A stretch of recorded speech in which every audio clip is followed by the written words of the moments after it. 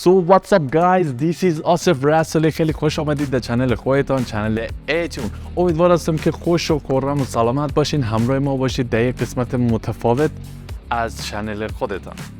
ستاره افغان یک برنامه بسیار جذاب و دیدنی مسابقه استعدادیابی صدا بود که در سال 1384 برای اولین بار دوره اولش برگزار شد. بریم ببینیم که طی این چند سال 15 ستاره که مقام اول آوردن چه اجراهایی داشتن. بریم وقتتان نمیگیریم. ویدیوی اول با شکیب همدرد. حدیث دل چی گویم گر ندانی حال زار من، به هجرت مبتلا در رنج و غم دیدم جوانی را، خیال روی تو سر زد. خیلی تغییر کرده، بالاخره یه 18 سال پیش بوده دیگه. من فکر میکنم اون زمان ما 10 سالم. البته ناگفته نماند که ستاره افغان یک برنامه بسیار مهم برای شبکه طلوع بود و خیلی بیننده های زیادی رسید، مخصوصا در سال سومی که برگزار شد برای خودش کسب کرد. شکیب همدرد یک موزیک ویدیو بعد از اینکه مقام اول ستاره افغان گرفت در دوره اول سال 84 یک موزیک ویدیو پخش کرد که من کلا شکیب جان همدرد از این موزیک ویدیو شناخته. قسم بر سرزمین خسته من، علا گل ندانم، با این ملک و آزادت ندارم، جدایی ها نمانم، علا گل ندانم، جدایی ها نمانم. شکیب جان همدرد بود. بعد از اینکه مقام اول گرفت به نظرم که از افغانستان خارج شد و در جای دیگه در کشور بلاد کفر زندگی خودش شروع کرده بود. بریم نفر دوم نجیب جان محمدی ببینیم که چه رقم اجرا میکرد. از تو با حق رسیدم، حق گذار من، از تو با حق رسیدم. نجیب هم صدای خیلی خوبی داشت، اما جنس صدای خوبی داشت، اما یک چیزی در رابطه با تمام ستاره‌های افغان بود که متاسفانه ادامه نمیدادن. حالا پیشتر که رفتیم باز متوجه بشیم، مثلا همین نجیب محمدی اگر هم ادامه دادم من خبر ندارم. من تا جایی که در جریان هستم ستاره‌ها زمانی که اما مقام اولی رو میگیرن بسیار معروف تر هستن تا زمانی که چند سال از او مسابقه تر میشه. خب بریم نفر سوم رفیع نایب زاده. در خلوت شب‌های من، همتون معلوم هم است که یک کمی میکس صدایی که او زمان انجام میشد دیگه. رفیع نایب زاده سال 86 بود که مقام اول ستاره افغان گرفت. از سال 86 بازم خیلی خوب است برای کشور جنگ زده خودمان افغانستان. گوش کردیم صدای چه رقم است. شمع مراد افروختی، ای چراغ سبزجار، پروانه میخواهی مرا. صدای خیلی جنس صدایش خوب بود، اما میکسش کمی ضعیف بود که من خیلی متوجه توانایی خود خواننده نشده. اما 100% کسی بوده که استعدادش داشته که مقام اولی رو مردم رای گیری کردن. البته من خودم شخصا با سیاست های شبکه طلوع و این برنامه ستاره افغان اصلا موافق نیستم، ولی خب اون کار کرد که بیننده های بسیار زیادی رو پای گیرنده های تلویزیونشان کشیدن. نفر چهارم ستاره افغان نوید فروغ بود.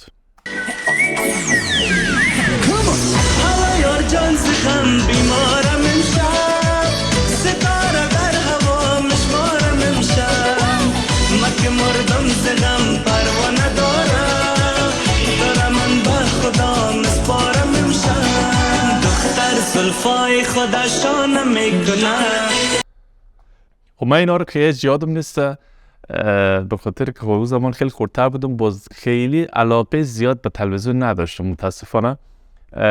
و بریم ببینیم که نفر پنجم ستاره افغان کی بود. ولی سازش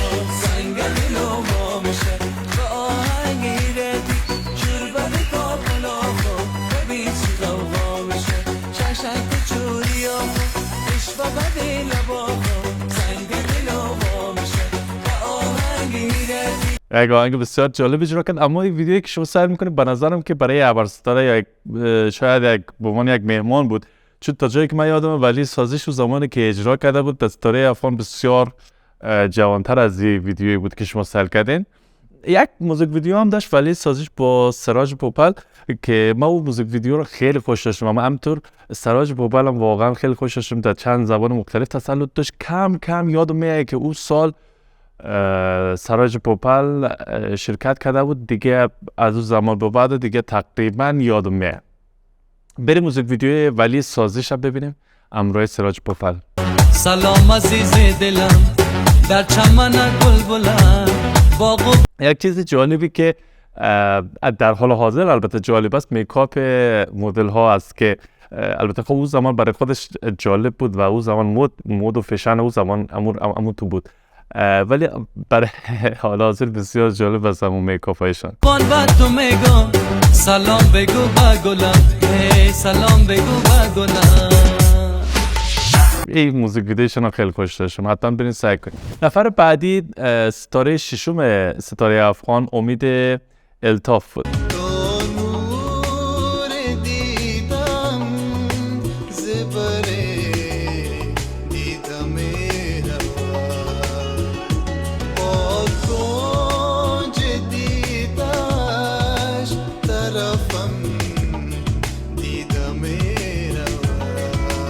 واقعا خیلی حیف است که این خواننده‌های به خوبی که ادامه ندادن، شاید دستای که در پشت پرده است یا کسایی نمیخواستن که اینا پیشرفت کنن. من در جریان اون چیزایش نیستم، اما چیزی که خبر داریم اینا اکثر کسایی که ستاره افغان شدن با هزار امید و آرزو در این برنامه اشتراک میکردن، اما بعد از برنامه خیلی کسی نبودن که پشتیبانشان باشه. خب بریم نفر هفتم ستاره افغان رو ببینیم که پدرم بسیار خوشش هم داشت.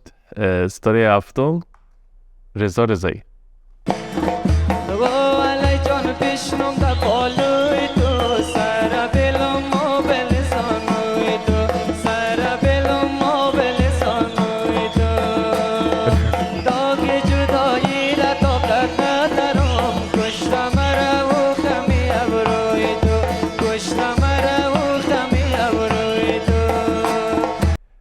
یک سیاست خوب یا بدی که ستاره افغان داشت این بود که از کوشش میکرد که در هر 12 بهترین از هر قوم یک نفر را در برنامه خودش داشته باشد. تا من فکر میکنم که به خاطر مسائل تجاری بود، چون که بسیار پیامک هایی که میرفت به شبکه روشن هزینه های خیلی هنگفت و کلانی بود. این سیاست ستاره افغان بود که خیلی این کار میکرد. و یک مشکل دیگه که ستاره افغان داشت که میگفت که از هر سیم کارت هر چقدر که میتونید رای ارسال کنید. فکر میکنم که سال آخر یا 2 سال آخر اتفاق دیگه نیفتاد، اما قبل از اون این تو بود که میگفتن از هر سیم کارت هر چقدر که میتونید رای ارسال کنید. به نظر شما خوب است؟ نمیفهمم. اگه سیاست برنامه خوب بود حتما در کامنت ها برای من اعلام کنید. ستاره هشتم ستاره افغان ساجد حسین جنتی بود و همین دوره هشتم ستاره افغان بود که من تمام قسمت هایش سعی کردم و بسیار هم لذت بردم. ساجد حسین جنتی که در مرحله فکر بکنم 3 و 4 یک بار حذف شد و دوباره در برنامه در بخش ستاره خوش شانس دوباره در برنامه برگشت با رای مردم و الان بریم ببینیم که اجرایش چی رقم بود. من اجرایش هم خیلی خوش دارم. ستاره رزگک من نوکری تو 3 سال خدمت کردم با مادری تو 3 سال خدمت کردم با مادری تو 3 سال خدمت کردم تنخواه نداشتم امو تنخواه ما صدقه سری تو امو تنخواه ما صدقه سری تو اگه آتی تو دولت داره خیره. ساجد حسین از کسایی بود که بالاخره ما رابطه دوستی هم داشتیم در غیر یکی استوری افغان بود. در فیسبوک با هم دیگه در ارتباط شده بودیم که در ایران او زمان کسی از ایران نمیتونست که رای ارسال کنه. از همون خاطر باید پیسه جمع میشد. کسایی که میخواستن حمایت کنن از ساجد جان جنتی باید پیسه دست یک آدم مطمئن میدادن تا او را انتقال بدن به سمت افغانستان. که ما او زمان کلی صحبت کرده بودم و کامپاین کرده بودیم در تهران واقعا. خب دیگه او زمان دیگه یک چیزای هر چیزی یک دوره‌ای داشت و کامپاین کردیم و یک مبلغ خلاصه جمع شد و ما ارسال کردیم برای ساجد جان جنتی که تا یک کمکی بالاخره او زمان من هم یک از طرفدارای ساجد جان بود. بریم سال بعد، سال جشنواره نهم، ربیع الله بهزاد.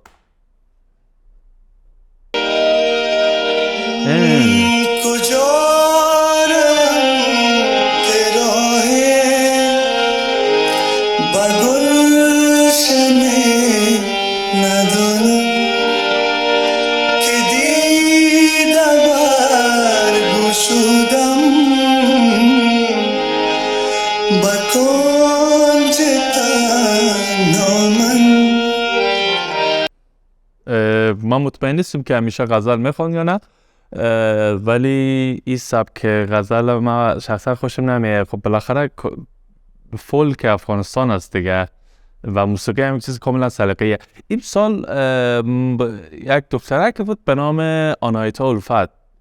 من فکر میکردم که آنایتا الفت کسی باشد که ادامه نده، ولی تنها کسی که 12 نفری که ادامه داد آنایتا الفت بود و خیلی هم کار خوب و زیبایی هم در بازار ارائه میکرد. دهمین ستاره افغان علی ساقی بود. از آلمان آمده بود و اشتراک کرده بود. سنم تو خال مشکین را به پیشانی زدی، سنم تو خال مشکین را به پیشانی زدی، در میان سینم سقاق پنهانی زدی، در میان سینم سقاق پنهانی زدی. باز میپرسی که رنگت علی ساقی هم متاسفانه از اون کسایی بود که من اما سبکش خیلی خوش نداشتم. همونطور که هم گفتم موسیقی یک چیز کاملا سلیقه‌ای است دیگه.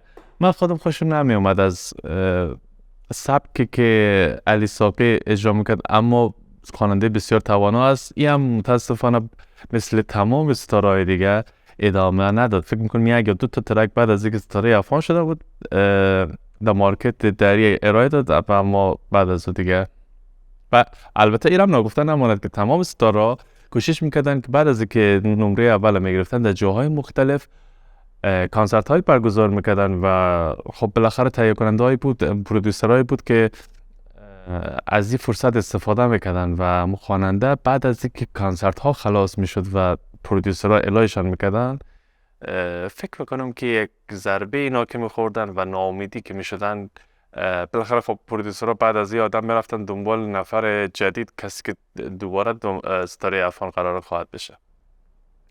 بریم در جشنواره 11 زمانی که حبیب الله فانی رتبه اول جشنواره ستاره افغان گرفته بود.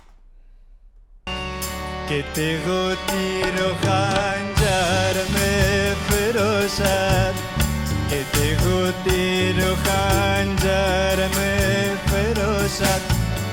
خیلی از اینا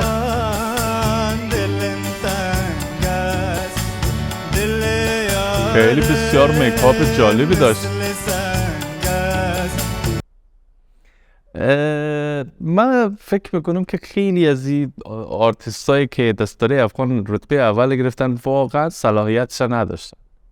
همونطور قبلا گفتم موسیقی یک چیز کاملا سلیقه‌ای است و نمیتونید 100% بگی که این کار بهتر بود و کار چیزی که من میبینم و چیزی که سلیقه من است و اگه از من حق انتخاب میدادن مطمئنا مثلا حبیب الله فانی کسی بود که واقعا رتبه اول و ایشان نمیداد.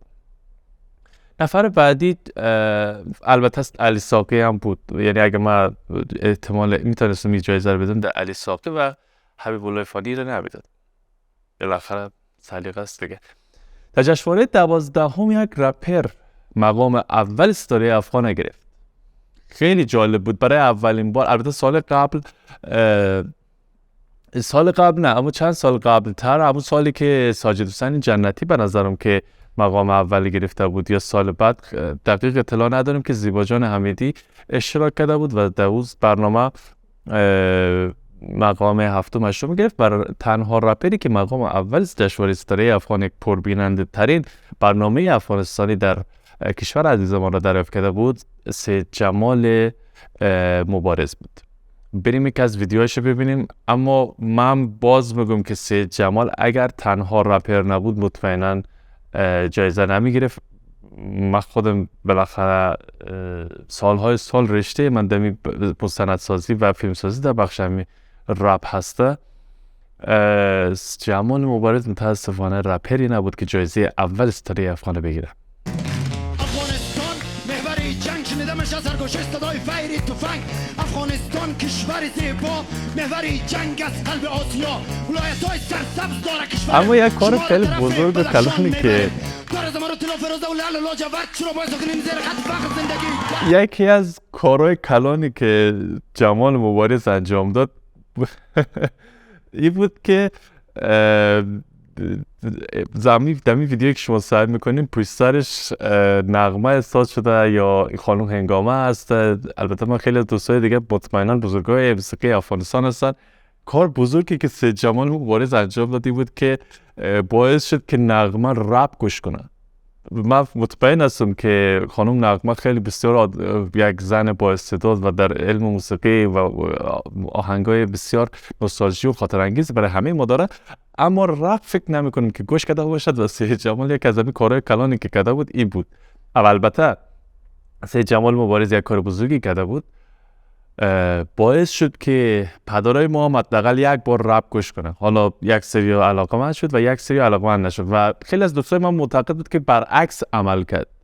یعنی باعث از سید جمال مبارز باعث شد که پدران ما و کسانی که رپ گوش نمی‌کردن، زمانی که کار سید جمال مبارز گوش می‌کردن، دیدگاه بدتری نسبت به رپ پیدا کردن و کلاً یک چالپای سرخ روی رپ کشیدن. بریم جایی که مولانا کرده ظهور و جایی که داره پشینه تاریخی بعد علم و فرهنگ بلخی بامی. در برنامه The Voice آریانا سعید اونجا اعلام کرده بود که مقعد رپرها و سیاه‌پوستای آمریکایی بالا پایین شده و کهشان ارتباط داشتیم. گفته شده امروی دخترای سیاه افریقایی که رپ میکردن کار میکردن یک وقت.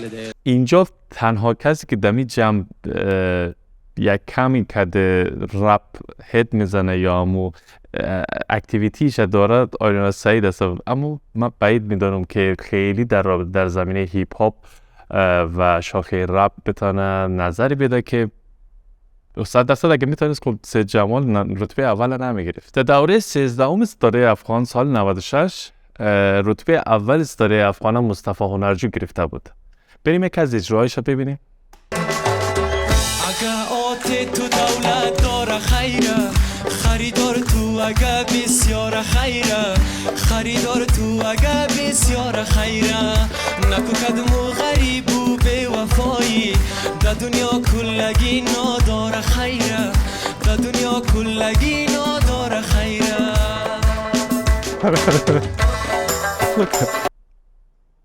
مصطفی هنرجو یک رقمی هست که احساس میکنی که بچه کاکایت هست. یک چهره روی گرم داره، میفهمی یک کمی که احساسش خوبی کده مصطفی جان هنرجو داره. در رابطه با استعدادش هم بد نبود، اما سلیقه من باز متاسفانه نبود. خب بریم در دوره 14ام که اولین زن جایزه ای جشنواره بزرگ از آن خودش کرده بود ببینیم. خانوم زهرا الهام که بعداً گفته ایرانی‌ها کشف حجاب کرد. فعلا این را ببینیم باز در موردش گپ می‌زنیم.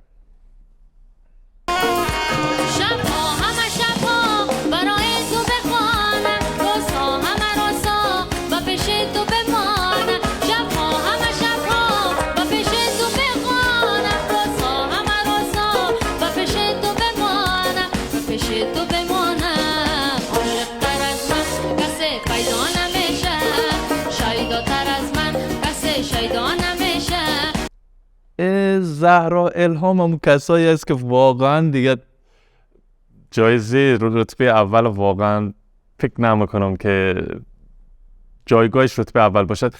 اما خب به عنوان کسی که برای اولین بار بانو بود و کلا بانوان افغانستان ای که میان در صحنه ستاره افغان و اما چهره خودشان را نشان میدن، صدای خودشان را میکشن، واقعا خودش یک جای افتخار است و من واقعا خیلی خوشم میاد از این کار و حتما بهش تبریک میگم. کلا در افغانستان متاسفانه به خاطر از اینکه فرهنگش هنوز جا نیفتاده یک کم سخت است که بخوای با یک بانو باشی و صدا و چهره در داخل رسانه ستاره افغان که از کلان و پرطرفدار بود نشان بدی.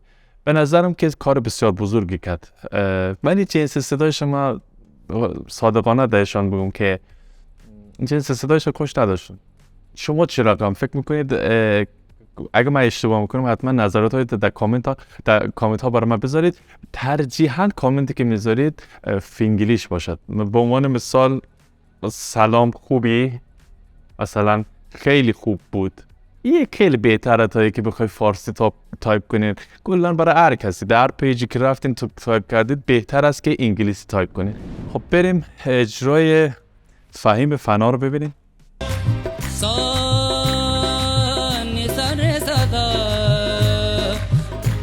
دانی ما با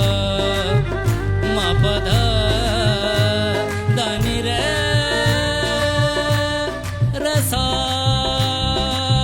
رسانی سره گر سره مگر فهیم فنا در این قسمت از آهنگش در حال اجرای نوتای موسیقی که نیم پرده و یک پرده بالاتر و بالاتر میره که واقعا کار خیلی سختی است، هر کس نمیتونه. گوش کنین.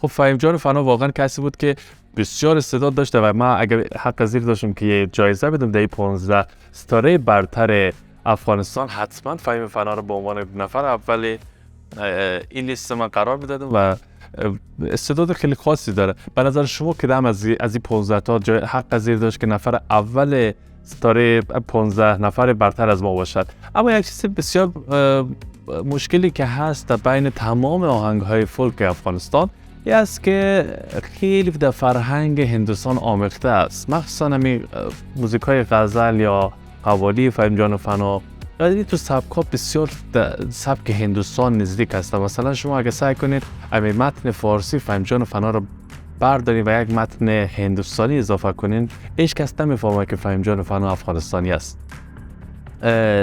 البته خب به خاطر جنگ‌های پی در پی که در افغانستان بود متاسفانه مردم ما بالاخره مهاجرت کردن. همونطور که ما در ایران آمدیم و فرهنگ و لهجه فارسی ایرانی در لهجه ما تاثیر گذاشته بود، همینطور 100% از گذشته در موسیقی افغانستان هم فرهنگ هندوستانی 100% تاثیر خودش گذاشته بود. ولی با این وجود هیچ چیز از قدرت صدا و استعدادی که فهیم جان فنا داشت کم نمیکنه.